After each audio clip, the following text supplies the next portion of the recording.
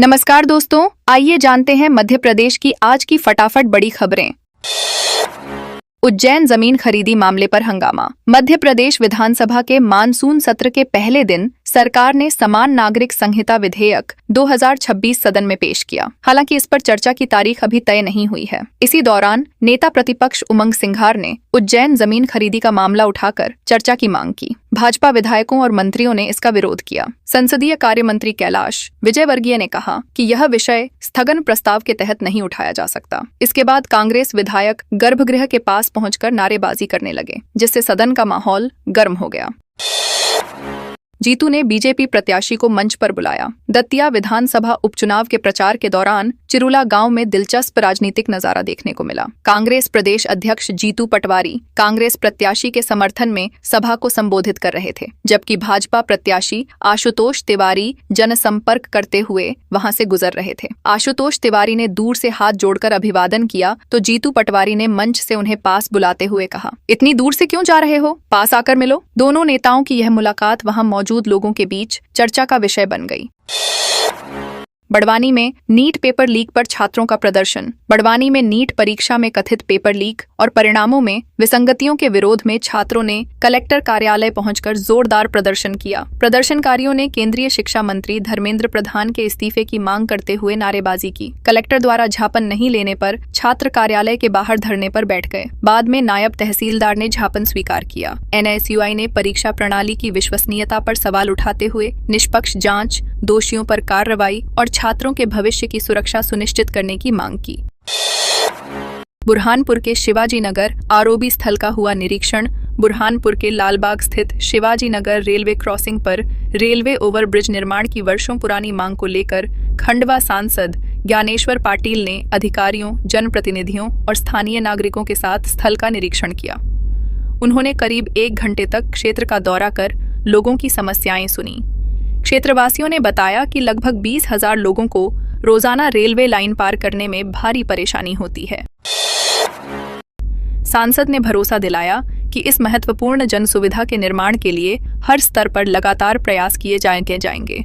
बस चालक की समझदारी ने लोगों की जान बचाई। दमोह जबलपुर स्टेट हाईवे पर नोहटा थाना क्षेत्र के अभाना की टेक के पास सोमवार सुबह एक यात्री बस अनियंत्रित होकर सड़क किनारे खाई में उतर गई। बस में करीब 35 यात्री सवार थे, लेकिन चालक की सूझबूझ और समय रहते लगाए गए ब्रेक से बड़ा हादसा टल गया। जानकारी के अनुसार आगे चल रही बोलेरो के अचानक ब्रेक लगाने पर बस चालक ने वाहन मोड़ा, जिससे बस सड़क छोड़कर खाई में चली गई। सूचना मिलते ही पुलिस मौके पर पहुंची और घटना की जांच शुरू की।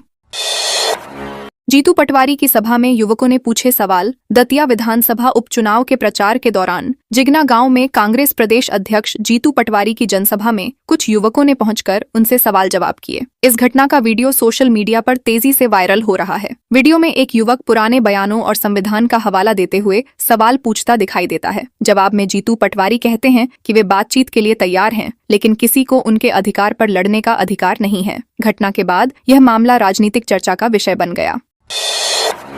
भोपाल में ई बसों का ट्रायल शुरू। भोपाल में सोमवार से ई बसों का ट्रायल रन शुरू हो गया। बैरागढ़ डिपो से 3 ई बसें अलग अलग रूटों पर चलाई जा रही हैं। अगले 5 दिनों तक बसों के संचालन, चार्जिंग व्यवस्था, रूट की व्यवहारिकता और तकनीकी खामियों की जांच की जाएगी। ट्रायल अवधि में आम यात्रियों को यात्रा की अनुमति नहीं होगी, हालांकि पार्षदों को इसमें शामिल किया जाएगा। रविवार को मुख्यमंत्री डॉक्टर मोहन यादव, मंत्रियों और वरिष्ठ अधिकारियों ने भी इन्हीं बसों से सफर किया था। सफल परीक्षण के बाद अगस्त से सेवा शुरू करने की तैयारी है। शाजापुर से 400 श्रद्धालु 15वीं चुनरी यात्रा के लिए रवाना। शाजापुर से अच्छी बारिश, विश्व शांति और जन कल्याण की कामना के साथ 15वीं चुनरी यात्रा सोमवार को ओंकारेश्वर के लिए रवाना हुई। ओंकारेश्वर भक्त मंडल के तत्वावधान में निकाली गई इस यात्रा में करीब 400 श्रद्धालु शामिल हुए। यात्रा की शुरुआत मां राजराजेश्वरी मंदिर में पूजा अर्चना से हुई। इसके बाद श्रद्धालुओं ने शहर के प्रमुख मार्गों से कलश यात्रा निकाली और ओंकारेश्वर के लिए प्रस्थान किया। आयोजकों ने बताया कि यह धार्मिक यात्रा पिछले 15 वर्षों से लगातार आयोजित की जा रही है और हर वर्ष इसमें श्रद्धालुओं की संख्या बढ़ रही है।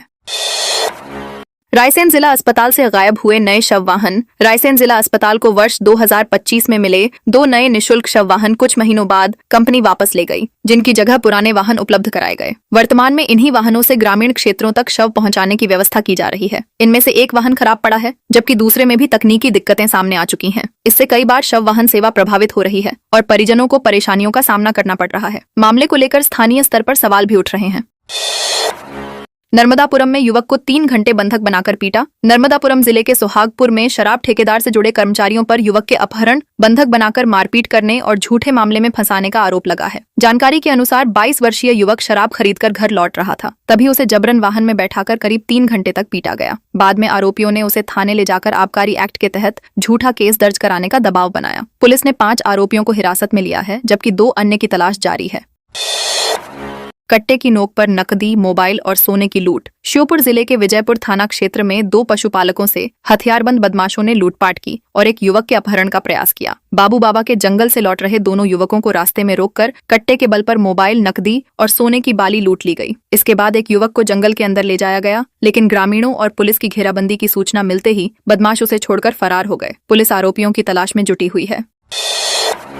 सिंगरौली में एनसीएल जयंत परियोजना में कोयले में आग। सिंगरौली जिले की एनसीएल जयंत परियोजना में कोयले में आग लगने की घटना के बाद सुरक्षा व्यवस्था और निगरानी प्रणाली पर सवाल उठने लगे हैं। स्थानीय लोगों का आरोप है कि फेस क्षेत्र में लंबे समय तक कोयला सुलगता रहा, जिससे बड़ी मात्रा में नुकसान हुआ। उनका कहना है कि समय रहते प्रभावी कार्रवाई होती तो नुकसान कम हो सकता था। फिलहाल जले हुए कोयले की राख को डंपिंग क्षेत्र में हटाया जा रहा है। लोगों ने पूरे मामले की निष्पक्ष जांच और जिम्मेदार अधिकारियों पर कार्रवाई की मांग की है।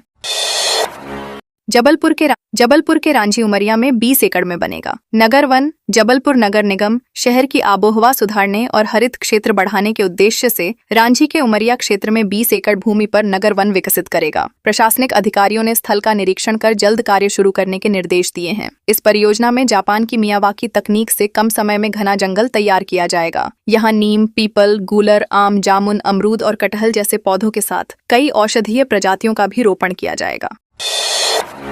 मुरैना में झमाझम बारिश से मिली राहत। लंबे इंतजार के बाद सोमवार को मुरैना जिले में मानसून की जोरदार बारिश ने लोगों को भीषण गर्मी और उमस से राहत दिलाई। सुबह से आसमान में घने बादल छाए रहे और कुछ देर बाद शुरू हुई बारिश ने पूरे जिले का मौसम सुहावना बना दिया। कई दिनों से बारिश नहीं होने के कारण किसान भी चिंतित थे। बारिश के बाद तापमान में गिरावट दर्ज की गई और खेतों में नमी बढ़ने से किसानों की उम्मीदें फिर जाग उठीं। बाजारों और सड़कों पर भी बारिश का व्यापक असर देखने को मिला।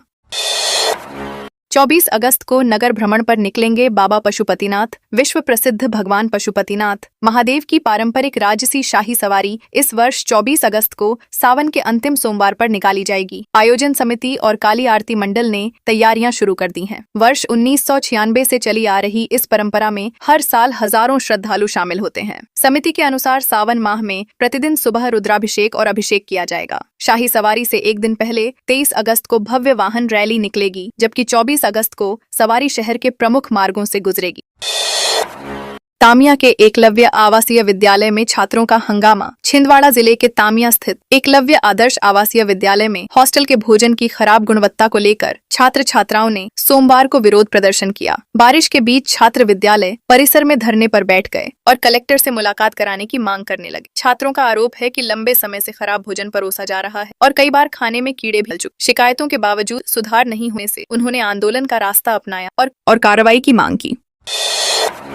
शादी का झांसा देकर दुष्कर्म का आरोपी गिरफ्तार। सतना जिले की सभापुर थाना पुलिस ने शादी का झांसा देकर 2 वर्षों तक युवती का शोषण करने के आरोपी ब्रिजेश प्रजापति को गिरफ्तार कर न्यायालय में पेश किया, जहां से उसे जेल भेज दिया गया। पुलिस के अनुसार आरोपी ने अपनी शादीशुदा होने की बात छिपाकर युवती से संबंध बनाए और विवाह का वादा करता रहा। बाद में सच्चाई सामने आने पर उसने संबंध तोड़ दिए और पीड़िता को धमकाने लगा। शिकायत के आधार पर पुलिस ने मामला दर्ज कर आरोपी को गिरफ्तार कर लिया।